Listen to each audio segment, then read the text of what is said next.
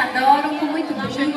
Temos também a barraca de bebidas e comida dos alunos do terceiro ano do ensino médio, pois eles estão com essas barracas para ajudar na formatura. Então, dê uma força aí para os meninos. Temos bolo de aipim, temos pastéis, temos pizza, enfim, uma variedade de comidas gostosas que sempre eles estão aqui presentes para satisfazer um pouquinho o gosto, né, do São João do nosso Colégio Olímpicos.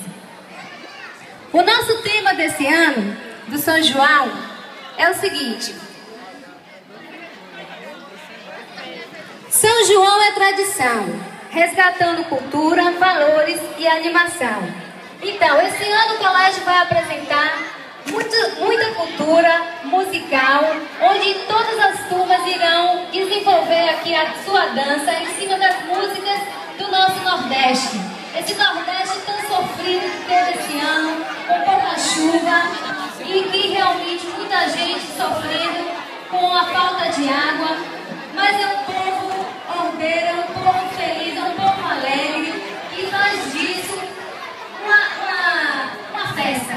Portanto, hoje aqui no Colégio Olímpico nós estamos festejando esse momento, apesar de não ter tido muita chuva, mas a gente agradece pelas chuvas que o nosso São João, São Pedro nos enviou. Eu particularmente ontem fiz as minhas orações, pedi para que ele hoje desse uma trégua, porque geralmente gosta muito de chover na minha festa, né? Eu tenho uma cabeça boa. Então ontem eu fiz assim um pedido especial para ele, que hoje não chovesse.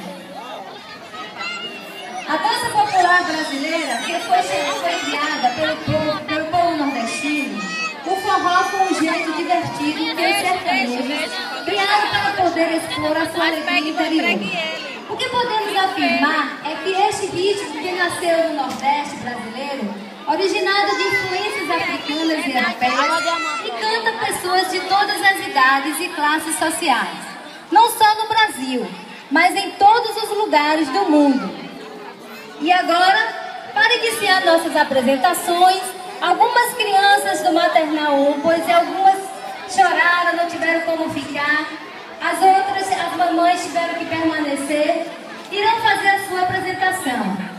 Irão homenagear o Rio Grande do Norte, o estado que festeja São João, por suas quadrilhas estilizadas.